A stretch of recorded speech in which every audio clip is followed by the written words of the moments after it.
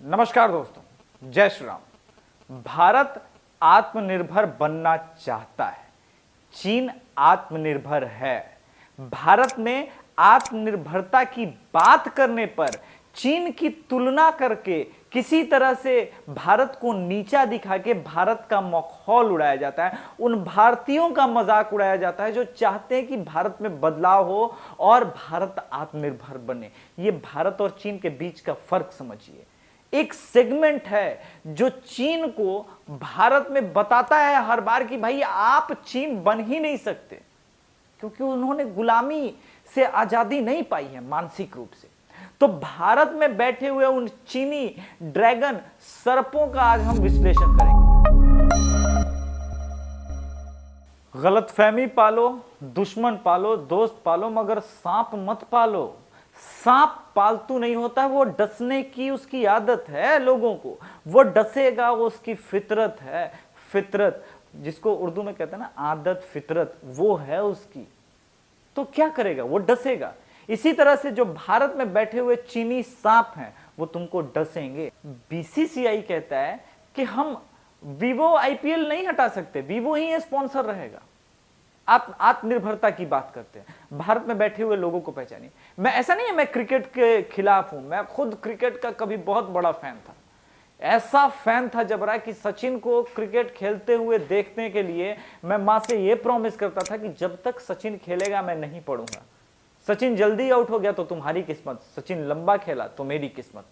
इस तरह का मैं फैन था। मगर इन क्रिकेटरों ने भारत को दिया क्या, भारत के लिए किया क्या, अब ये सोचने का वक्त है।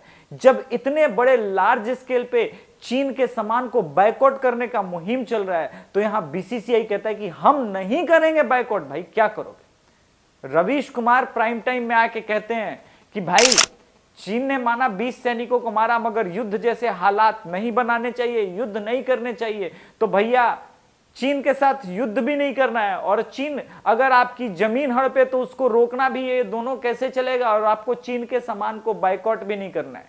ये तीनों कंडीशन एक साथ कैसे अप्लाई होंगे? रवीश कुमार जी आप मुझे समझाएंगे। प्राइम टाइम आपका जबरदस्त था, झूठे आंसू वगैरह खूब, लेकिन साथ में भर भर के चाइनीज ढकोसला भरा। और चाइना को ये लोग पता है हमेशा अपर हैंड दिखा के आपको, आपकी मानसिक शक्ति को कमजोर करना चाहते हैं, आपके आत्मविश्वास मनोबल को तोड़ना चाहते हैं। जब लार्ज स्केल पे कोई मूवमेंट, जब जन आंदोलन बनने लगता है तो इनको डर लगता है कि ये सफल हो जाएगा तो क्या होगा। आप समझिए, भारत कॉन्ट्रैक्ट पे कॉन्ट्रैक्ट जो चीन सरकार को दे रही है वो छीने जा रही है, उसे रद्द कर रही है। रेलवे ने भी अभी हाल में एक कॉन्ट्रैक्ट रद्द कर दिया। इस लार्जर स्केल पे चीन पे प्रेशर बनाया जा रहा है, और हम और आप क्या करना चाह रहे हैं ये अब समझने की बात है, ये सोचने की बात है। तो चीन के अंदर बैठे हुए सांपों को हम जरा समझ लेते हैं। एक भैया हैं सलमान खान, आमिर खान, ये तमाम स्टार जो स्पॉन्सर ऐड करते हैं चाइनीज प्रोडक्ट्स का, ये क्यों, इनको हम क्यों झेले? भैया तो कमाल के हैं भाई। इनको सड़क पे लोगों बैठे हुए सोए हुए लोगों के ऊपर गाड़ी भी चलानी है, लोगों को मार भी देना है, थप्पड़ भी मारना है पार्टियों में जाके, एक्टर्स का कैरियर भी बर्बाद करना है, और तो और जानवर तक को नहीं छोड़ना है, हिरन विरन सबको मार देना है, और भैया को बीइंग ह्यूमन वाला टी शर्ट भी पहनना है। कैसे चलेगा? ऐसे नहीं ना चलेगा भैया। आपको भी नहीं चलने ही नहीं देंगे हम इस स्तर तक आ गए हैं कि अब हम नहीं चलने देंगे। हमारे साथ जितनी भी जनता जुड़ी है वो जागरूक और देशभक्त जनता है। उन्हें फुद्दू समझने की भूल ना करें। वो वीडियो शेयर करते हैं, अपने माध्यम से अपना दिमाग लगा करके पोस्ट लिखते हैं। उनके पास बहुत ताकत है, सोशल मीडिया बहुत ताकतवर है, ये नहीं चलेगा। एक है एम्बेसडर चाइनीज, वो कहता है कि भाई चाइना सबसे बड़ा दुश्मन नहीं है, सबसे बड़ा दुश्मन बीजेपी का। ये पुराना भूतपूर्व चाइनीज एजेंट है अक्षर पटेल, राजनयिक था कभी। आप सोचिए कि कांग्रेस ने कैसे कैसे सांप पाल रखे।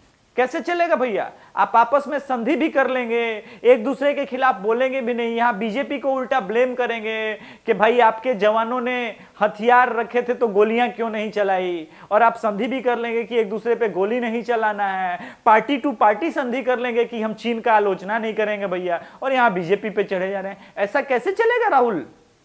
राहुल के लिए खास वीडियो है, सुन लीजिए। अगर हर माँ बाप की ये इच्छा होती है कि अपने बेटे को किसी की इच्छा होती है इंजीनियर बनाए, किसी की इच्छा होती है डॉक्टर बनाए, और बहुत सी जगहों पर वह उनकी इच्छा पूरी नहीं करती।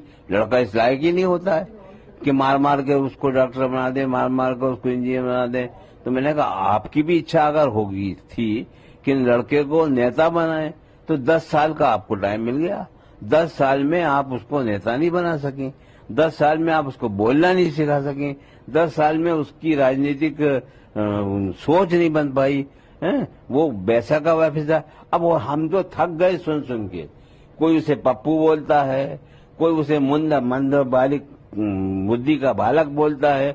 हमारी कितनी इंसल्ट करवाओगी आप? उसका पीछा छोड़ो, कुछ जो वो चाहे वो बना दो। लेकिन अब राहुल गांधी का वीडियो इस वक्त क्यों दिखा और उस बच्चे का वीडियो सबसे पहले क्यों दिखा, समझिएगा।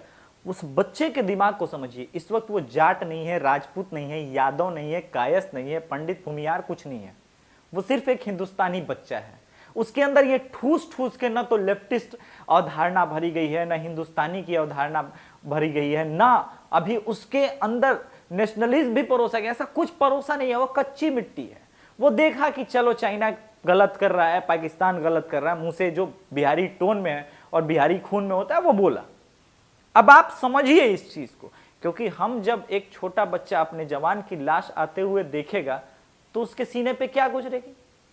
राहुल गांधी 50 वर्षीय बच्चा है, इसको ठूस ठूस के जो प्रोपोगेंडा सिखाया जा रहा है, समझाया जा रहा है, बोल पाता है।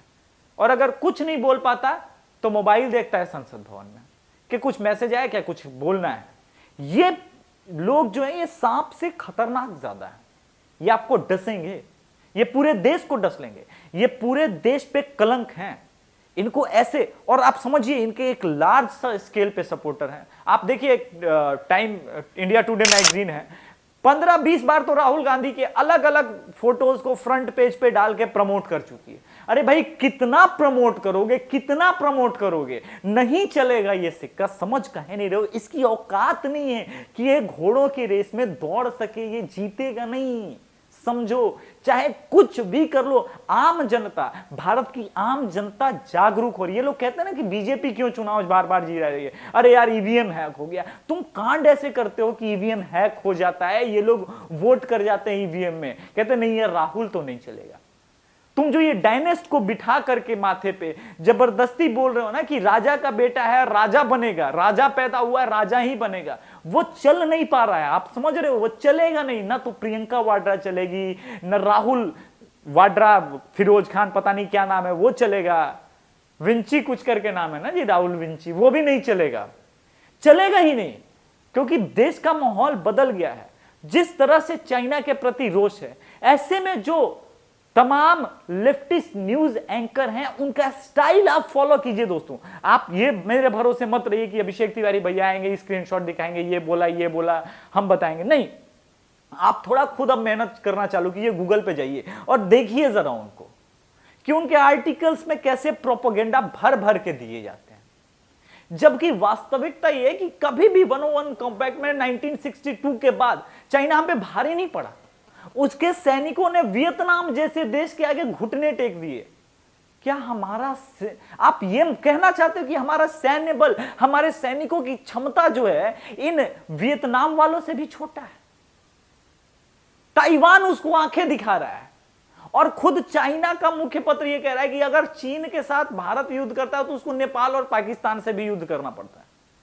और चीन को यह लगता है, उसके मुख्य पत्र को, कि बाकी देश जापान, वियतनाम, ताइवान वगैरह मटर छील रहे होंगे, जिन्हें यह मौका मिलेगा कि चलो भारत ने लड़ाई लड़ी है तो अब अपने आप को आजाद नहीं करें, हांगकांग से लेके ताइवान से लेके सब आजादी के लिए अपना सब सर्वस्व झोंक देंगे। क्योंकि यही तो काम उनको, यही तो उनको मौके की तलाश है, यही मौका है।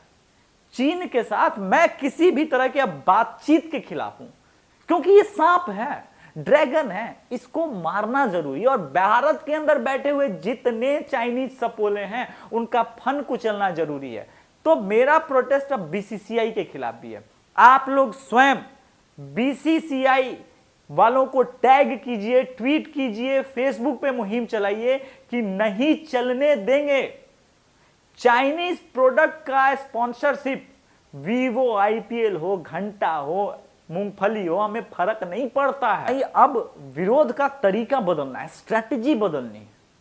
एक लड़का ऐसा नहीं है कि उसके अंदर देशभक्ति की भावना नहीं है, वो एमआई के फोन से ट्वीट कर रहा है, तो वो छोड़ना चाहता है। सिर्फ मोबाइल तक चीन सीमित नहीं है, एक छोटा पिन से लेके प्लेन तक के इक्विपमेंट चीन बनाता है। जैसे चाइनीज टायर को अभी प्रतिबंधित किया गया, खिलौनों पे 200% एक्सपोर्ट ड्यूटी लगा दी गई, तो अब क्या है, इससे होगा क्या? चाइनीज सामान को खुद ब खुद भारत में महंगा कर देना है, या इस बराबर कर देना है कि चाइना मार्केट पे मोनोपोली ना करता। ज्यादा पहले ये मोबाइल करते हैं ना, चिल्लाते हैं ना ये लोग, चाइनीज भक्त, चाइना के सांप वाले औलाद, चाइना के सपोले, कि तुम चाइना के बिना जी नहीं सकते। 5 साल पहले चाइनीज मोबाइल नहीं था। अब आप कहोगे अरे कोई बात नहीं, वो जो चाइनीज फोन के नाम पे ही इंडिया में था, लावा था, माइक्रोमैक्स था, असेंबली होती थी ना, असेंबली वगैरह इंडिया में ही, प्रोडक्ट्स उसके ये पार्ट मंगाते थे। जो पार्ट नहीं बन रहा है उसका क्या उपाय है? मैं ये कह रहा हूं कि भारत और चीन के बीच का ये जो ट्रेडिंग गैप है वो कम करें, जितना हो सकता है कम करेंगे। लड़ाई स्ट्रेटेजिकली लड़ी, और इससे उसके भी दिमाग में आएगा कि इस देश से उलझने का, अगर उसे एक बार में जब 70-80 हजार करोड़ का नुकसान होगा एक देश से, तो उसे समझ में आएगा कि नहीं उलझ सकते। इस देश के लोग स्वाभिमानी हैं, इस देश के लोग बलिदान देना चाहते हैं देश के लिए। यह समझाने के लिए मैं बात कर रहा हूं। मगर कुछ लोग जो हैं वो लगातार प्रोपेगेंडा ठूसे जा रहे हैं कांग्रेसियों की तरह, मजाक उड़ाते हैं। दरअसल मजाक तुम भारत की आत्मनिर्भरता का नहीं उड़ाते, तुम अपने लिए लोगों जो खुद आत्मनिर्भर बनने की जब औकात नहीं रखते हो, और ये नहीं सोच सकते कि भारत, इसीलिए ना कहते हो आत्मनिर्भर हम बन ही नहीं सकते, क्योंकि तुमने अपनी गुलामी के अंदर अपनी जो ताकत थी, पहचान थी, खो दी है। तुम्हारे अंदर इतना सेल्फ रिस्पेक्ट तक नहीं रह गया कि हाँ एटलीस्ट जो कोई बात कर रहा है आत्मनिर्भरता की, वो करना चाहता है तो करने दे, नहीं उसको उंगली करेंगे। तो इन उंगलीबाजों को रोकिए, जहां मिले पटक के रोकिए। अब तो ऐसे ही होगा बलिदान, और जहां मिले पटक के रोकिए। अब तो ऐसे ही बात होगी इनसे। जय श्री राम।